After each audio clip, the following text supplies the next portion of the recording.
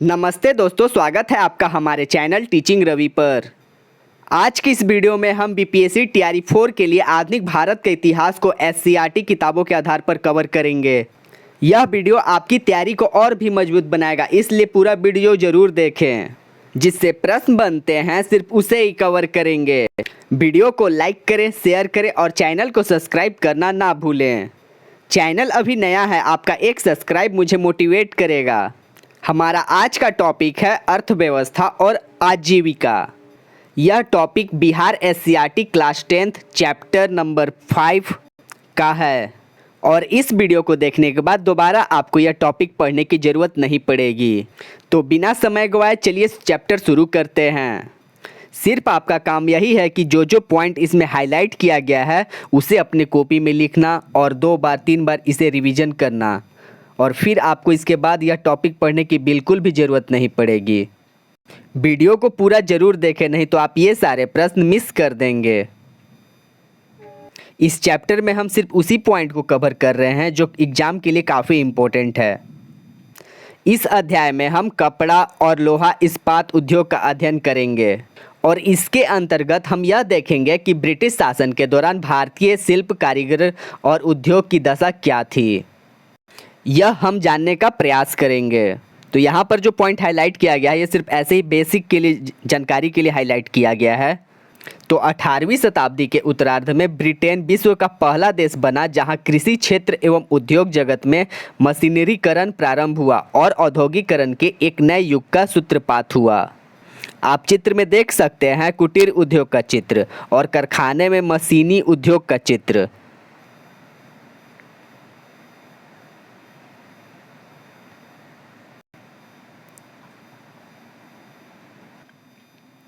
और यहाँ पर जो ब्लैक से हाईलाइटेड पॉइंट है ये भी इम्पोर्टेंट है, लेकिन जीएस में 8 नंबर का जो मॉडर्न हिस्ट्री का है उसमें ये नहीं आएगा। जिनका मेन सब्जेक्ट हिस्ट्री है उसके लिए ये इम्पोर्टेंट है।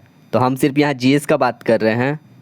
जो मॉडर्न हिस्ट्री में इम्पोर्टेंट है सिर्फ उसी को कवर कर रहे हैं। तो पहला पॉइंट है सन 1820 ईस्वी तक ब्रिटिश सूती वस्त्र उद्योग में काफ़ी वृद्धि हुई। अगला इम्पोर्टेंट पॉइंट है सन 1815 में हैम्फ्री डेवी ने खानों में काम करने के लिए एक सेफ्टी लैम्प का आविष्कार किया और इसी तरह सन 1815 ईस्वी में हेनरी बेसेमर ने एक शक्तिशाली भट्टी विकसित करके लौह उद्योग को और भी बढ़ा दिया।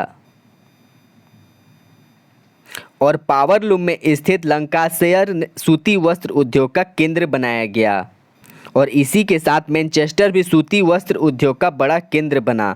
और सन 1805 के बाद न्यू साउथ वेल्स ऊन उत्पादन का केंद्र बना और बड़े बड़े भेड़ फार्मों की स्थापना हुई। तो यहाँ पर सब ये जो पॉइंट बताया गया है उद्योग का विकास किस तरह से शुरुआत हुआ था वो बताया गया है,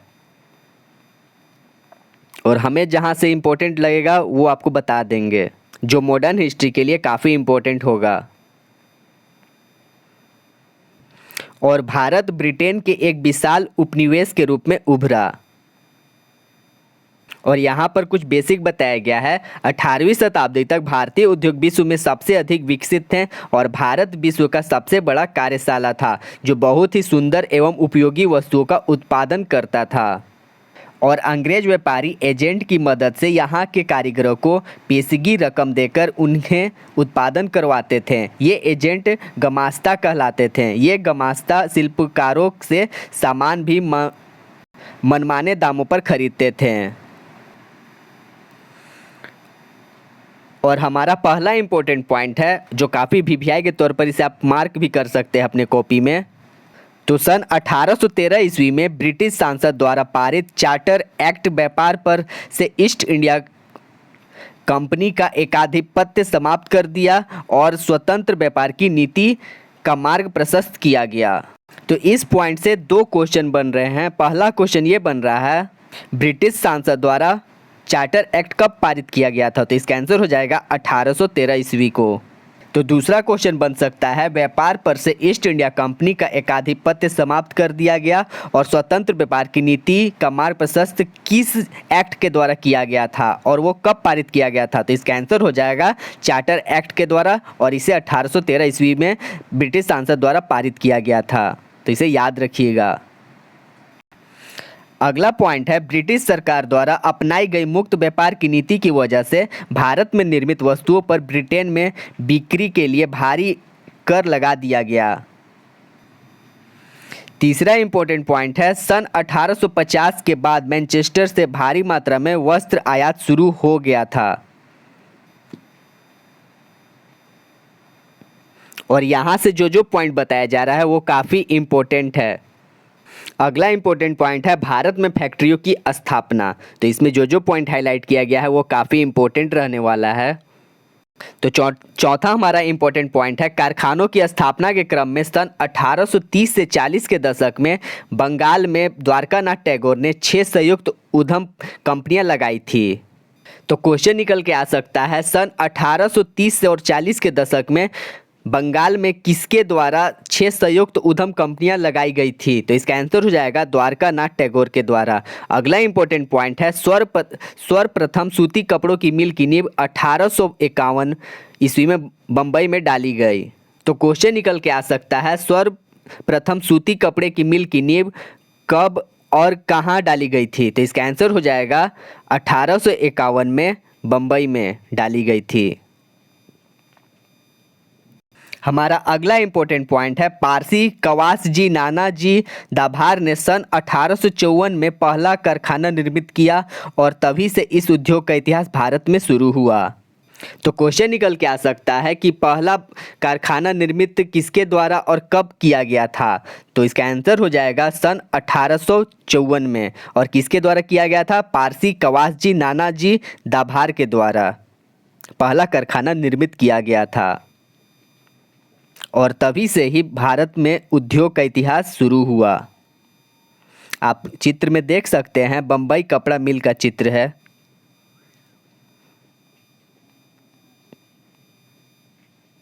अगला पॉइंट है, सन 1854 से 1880 तक 30 कारखानों का निर्माण हुआ। इसमें से 13 पारसियों द्वारा बनाए गए थे और सन 1869 में सुएज नहर के खुल जाने से बंबई के बंदरगाह पर इंग्लैंड से आने वाली सूती कपड़ों का आयात बढ़ने लगा।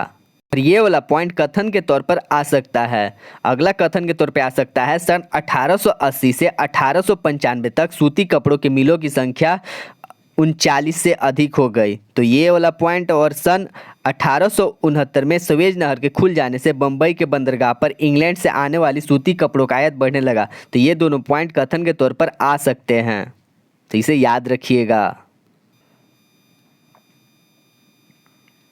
अगला पॉइंट है, 1895 से 1914 तक के बीच सूती मिलों की संख्या 144 तक पहुंच गई थी और भारतीय सूती धागों का निर्यात चीन से होने लगा था। और ये भी पॉइंट कथन के तौर पर आ सकता है। तो याद रखिएगा, 1895 से 1914 तक के बीच सूती मिलों की संख्या 144 हो गई थी और भारतीय सूती धागों का निर्यात चीन को होने लगा था।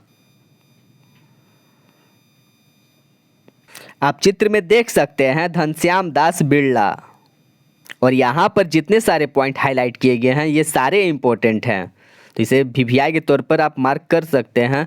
सन 1917 में कलकत्ता में देश की पहली जूट मिल एक मारवाड़ी व्यवसायी हुकुम चंद्र ने स्थापित किया। तो काफ़ी इंपॉर्टेंट पॉइंट है। तो क्वेश्चन निकल के आ सकता है, देश की पहली जूट मिल कहाँ और कब स्थापित किया गया था और किसके द्वारा? तो इसका आंसर हो जाएगा, देश की पहली जूट मिल मारवाड़ी व्यवसायी हुकुम चंद्र के द्वारा स्थापित किया गया था और इसे सन 1917 में स्थापित किया गया था कलकत्ता में। काफ़ी इंपॉर्टेंट है, इसे 3 प्रश्न बन जाएंगे। अगला पॉइंट है, सन 1918 में पहल एक लिमिटेड कंपनी के रूप में बिरला ब्रदर्स की स्थापना हुई। तो ये भी पॉइंट इंपॉर्टेंट ही है। तो क्वेश्चन निकल के आ सकता है कि पहला लिमिटेड कंपनी कौन था और किस वर्ष स्थापित किया गया था? तो इसका आंसर हो जाएगा बिरला ब्रदर्स और इसका स्थापना हुआ था 1918 में। अगला पॉइंट है सन 1919 में बिरला जूट कंपनी और 1920 में ग्वालियर में जियाजी राव सूती कारखाना खुला। और घनश्याम दास बिरला ने अंग्रेजी मशीनी कंपनियों से अनेक चालू कारखाने खरीदकर अपने व्यापार को बढ़ाया, जैसे एडविल से केशवराव कॉटन मिल और मार्टिन से चीनी के कारखाने। और यहाँ पर जमशेदजी टाटा यहाँ फोटो में लिखा गया है। अगला पॉइंट है सन 1907 ईस्वी में जमशेदजी टाटा ने बिहार के साक्ची नामक स्थान पर Tata iron and steel company यानी टिस्को की स्थापना की। तो टिस्को की स्थापना सन 1907 में जमशेदजी टाटा के द्वारा किया गया था साक्ची नामक स्थान पर। अगला इम्पोर्टेंट पॉइंट है ये 1910 ईस्वी में उन्होंने Tata hydro electric power station की स्थापना की। तो टाटा हाइड्रो इलेक्ट्रिक पावर की स्थापना 1910 में किया गया था जमशेदजी टाटा के द्वारा। और यहाँ पर जो हाईलाइट किया गया है ये एक्स्ट्रा जानकारी के लिए है। 1955 में भिलाई, राउरकेला और दुर्गापुर में इस्पात कारखाना खोलने की सहमति रूस, पश्चिम जर्मनी और ब्रिटेन के समझौतों के आधार पर ली गई। और अभी तक भारत में 7 स्टील प्लांट हैं और यहाँ पे उनके नाम लिखे गए हैं।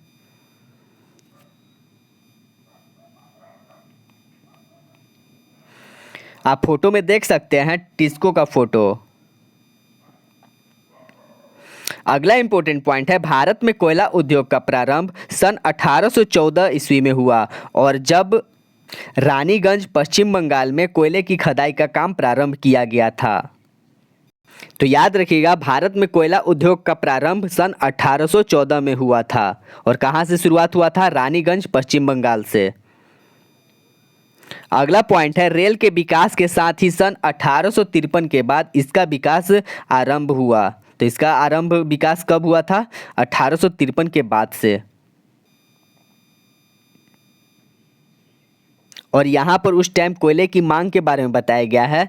तो 1868 ईस्वी में जहाँ उत्पादन 5 लाख टन था वहाँ 1950 में बढ़कर 3.23 करोड़ टन हो गया और तत्कालीन बिहार का उद्योग का मुख्य केंद्र था। तो इस उद्योग का मुख्य केंद्र बिहार था उस टाइम। और ये भी पॉइंट इम्पोर्टेंट है सन 1850 से 60 के पश्चात भारत में बागीचा उद्योग अर्थात नील, चाय, कॉफ़ी, रबड़ और पटसन मिलें आरंभ हो गई। तो इस सब का आरंभ कब हुआ था? 1850 और 60 के। और सन 1916 में सरकार ने एक औद्योगिक आयोग नियुक्त किया ताकि वह भारतीय उद्योग तथा व्यापार के भारतीय वित्त से संबंधित प्रतिनिधियों के लिए इन क्षेत्रों का पता लगाए जिसे सरकार सहायता दे सके। और सन 1921 में सरकार ने एक राजस्व आयोग नियुक्त किया और इस वर्ष उनके प्रधान श्री इब्राहिम रहीमतुल्लाह बनाए गए। तो क्वेश्चन निकल के आ सकता है सरकार के द्वारा राजस्व आयोग नियुक्ति किस वर्ष और किसे किया गया था? तो इसका आंसर हो जाएगा सरकार के द्वारा राजस्व आयोग नियुक्ति 1921 में किया गया था और इसके प्रधान कौन थे? तो श्री इब्राहिम रहीमतुल्लाह। और इसके तहत 1924 ईस्वी में टीन उद्योग, कागज उद्योग, केमिकल उद्योग, चीनी उद्योग आदि की स्थापना हुई और 1930 के दशक में सीमेंट और शीशा उद्योग की स्थापना हुई। तो ये भी इम्पोर्टेंट क्वेश्चन है, क्वेश्चन निकल के आ सकता है सीमेंट और शीशा उद्योग की स्थापना किस वर्ष हुई? तो 1930 में। और 1924 में टीन उद्योग, कागज उद्योग और केमिकल उद्योग और चीनी उद्योग की स्थापना की गई। और सन 1929 और 33 के बीच विश्वव्यापी आर्थिक मंदी का भारतीय उद्योग पर गहरा प्रभाव पड़ा था।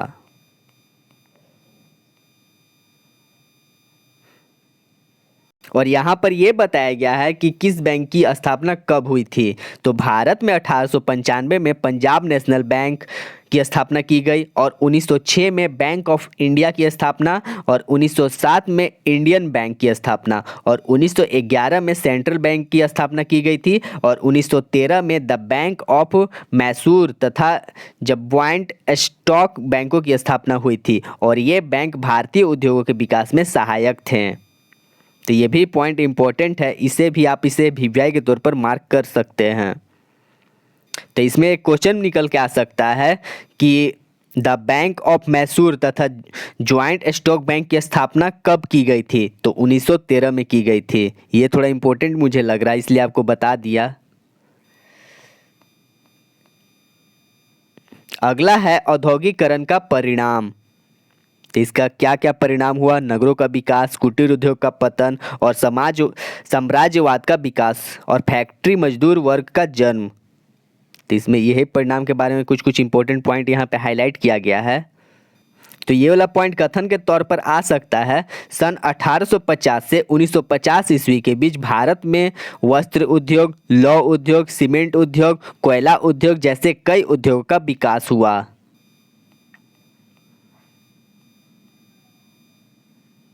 अगला पॉइंट है, भारत में मजदूर 1850 ईस्वी से पहले चाय, कॉफ़ी और रबड़ आदि के बागानों में काम करते थे, लेकिन जब भारत में विभिन्न उद्योग लगे तो फैक्ट्री मजदूर वर्ग का जन्म हुआ, जिनका जीवन स्तर काफ़ी निम्न होता था और उनका शोषण उद्योगपतियों के द्वारा किया जाता था।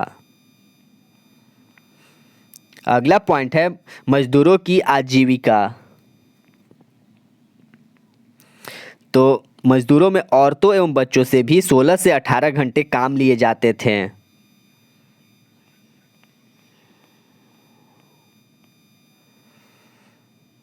और यहाँ पर जितने सारे पॉइंट बताए गए हैं वो भी काफ़ी इम्पोर्टेंट है, तो इसे भी आप वीवीआई के तौर पर इसे मार्क कर सकते हैं, क्योंकि इस चैप्टर में जो जो नया बात बता आ रहा है वो काफ़ी इम्पोर्टेंट है, एग्जाम में पूछा जा सकता है। तो सन 1830 से 1848 के मध्य मजदूरों ने संगठित होकर अपने अधिकारों के लिए लंदन में आंदोलन किया, और यद्यपि 1832 ईस्वी में सुधार अधिनियम पारित हुआ। तो क्वेश्चन निकल के आ सकता है, सुधार अधिनियम किस वर्ष पारित हुआ था। तो 1832 में। और लेकिन श्रमिकों को इससे कोई लाभ नहीं हुआ, जहां तक कि उन्हें मतदान का भी अधिकार प्राप्त नहीं हुआ। अतः लंदन श्रमिक संघ सन 1838 में मजदूरों ने चार्टिस्ट आंदोलन की शुरुआत की। तो क्वेश्चन निकल के आ सकता है, चार्टिस्ट आंदोलन की शुरुआत किसके द्वारा और किस वर्ष किया गया था। तो इसका शुरुआत लंदन श्रमिक संघ के नेतृत्व में किया गया था और सन 1838 में किया गया था चार्टिस्ट आंदोलन की शुरुआत। और इस आंदोलन को मजदूरों का पहला संगठित आंदोलन कहा जा सकता है। और सन 1918 में इंग्लैंड के सभी स्त्री पुरुष जो वयस्क थे को मताधिकार प्रदान किया गया। तो ये भी इम्पोर्टेंट क्वेश्चन है।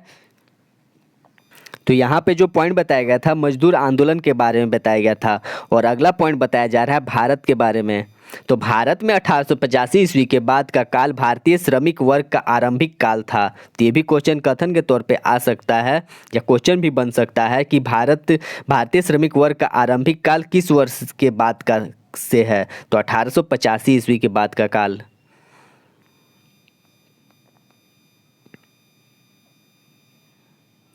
तो भारतीय मजदूरों को शासन की उत्पीड़ना से क्षोभ उत्पन्न होने लगा था, और उन्होंने मिल मालिकों एवं औपनिवेशिक शोषण के खिलाफ आंदोलन की योजना बनानी शुरू कर दी थी। और इस स्थिति में सुधार की मांग ब्रिटिश सरकार से की गई थी, और वही मांग को यहाँ बताया गया है हाईलाइट के तौर पर। सन 1875 में उनकी मांगों के आधार पर एक आयोग नियुक्त हुआ था, और जिसके प्रतिवेदन के आधार पर सन 1881 में पहला फैक्ट्री एक्ट पारित हुआ। तो क्वेश्चन निकल के आ सकता है कि पहला फैक्ट्री एक्ट किस वर्ष पारित किया गया था। तो इसका आंसर हो जाएगा 1881 में। और इसकी मांग कब की गई थी। तो 1875 में। तो ये इंपॉर्टेंट है कि पहला फैक्ट्री एक्ट किस वर्ष पारित किया गया था। तो 1881। तो इसे याद रखिएगा। और इसके द्वारा 7 वर्ष से कम आयु के बच्चों को कारखाना में काम करने का प्रतिबंध लगाया गया और 12 वर्ष कम आयु के बच्चों के काम का घंटा तय किया गया तथा महिलाओं के भी काम के घंटे तथा मजदूरी को निश्चित किया गया था इस एक्ट के तहत।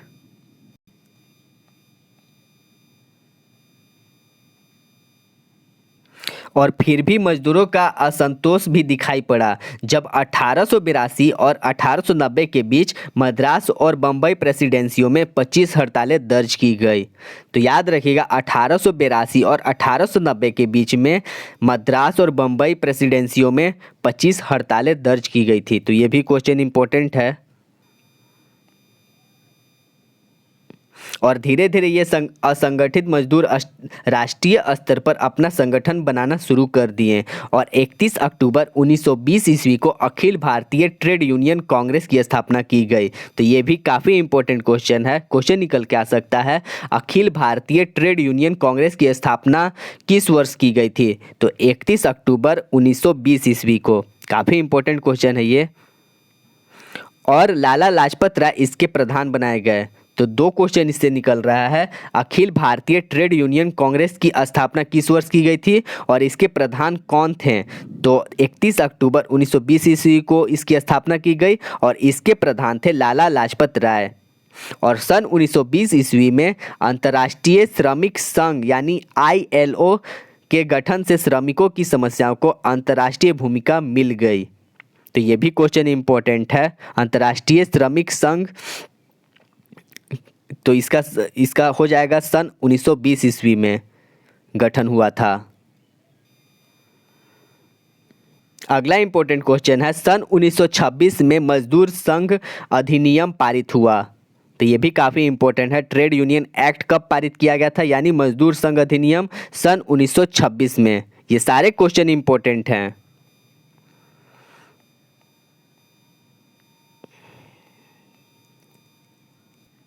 द्वितीय विश्व युद्ध के दौरान बम्बई, कानपुर, कलकत्ता, डिगबोई, झरिया, जमशेदपुर और धनबाद में मजदूरों ने महंगाई भत्ते को लेकर हड़ताल किया और सन 1942 में भारत छोड़ो आंदोलन में इन मजदूरों ने अपने मिल मालिकों के खिलाफ आंदोलन करते हुए औपनिवेशिक शासन का विरोध किया।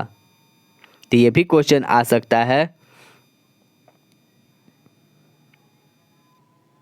तो ये क्वेश्चन बन सकता है कि किस आंदोलन में मजदूरों ने अपने मिल मालिकों के खिलाफ आंदोलन करते हुए औपनिवेशिक शासन का विरोध किया था और किस वर्ष किया था?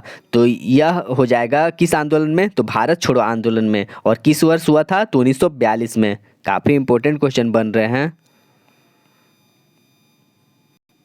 और श्रमिकों को यह उम्मीद थी कि स्वतंत्रता प्राप्ति के बाद उनकी स्थिति अच्छी हो जाएगी, परंतु ऐसा नहीं हो सका और मजदूर संगठन 3 भागों में बट गए। पहला Indian national trade union Congress यानी INTUC और दूसरा हिंद मजदूर संघ HMS और यूनाइटेड ट्रेड यूनियन कांग्रेस। तो ये 3 भाग में बट गए थे मजदूर संगठन। अगला इंपॉर्टेंट पॉइंट है, मजदूरों की आजीविका एवं उनके अधिकारों को ध्यान में रखते हुए सरकार ने सन 1948 ईस्वी में न्यूनतम मजदूरी कानून पारित किया। यह भी क्वेश्चन इंपॉर्टेंट है।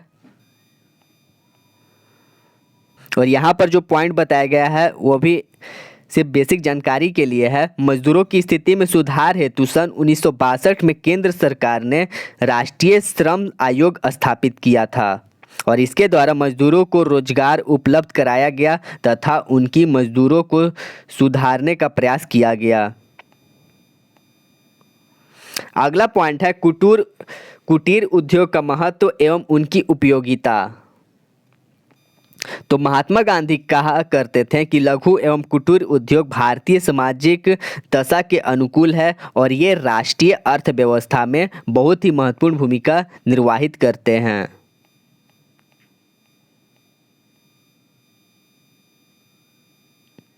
और राष्ट्रीय आंदोलन विशेषकर स्वदेशी आंदोलन के समय खादी वस्त्रों की मांग ने कुटीर उद्योग को बढ़ावा दिया और 2 विश्व युद्धों के बीच कुटीर उद्योग द्वारा उत्पादित वस्तुओं की मांग में वृद्धि हुई और कारखानों के साथ कुटीर उद्योग भी क्षेत्रीय जगहों पर उत्पादन में महत्वपूर्ण भूमिका निभाते रहे। और यहाँ पर जो पॉइंट बताया गया है ये भी इम्पोर्टेंट ही है एग्जाम के लिए, लेकिन बीपीएससी टीआरई 4 के लिए मॉडर्न हिस्ट्री के लिए ये इम्पोर्टेंट नहीं है, तो इसे आप अपने से पढ़ लीजिएगा। इसका पीडीएफ आपको टेलीग्राम पर भेज दिया जाएगा। आगे चलते हैं।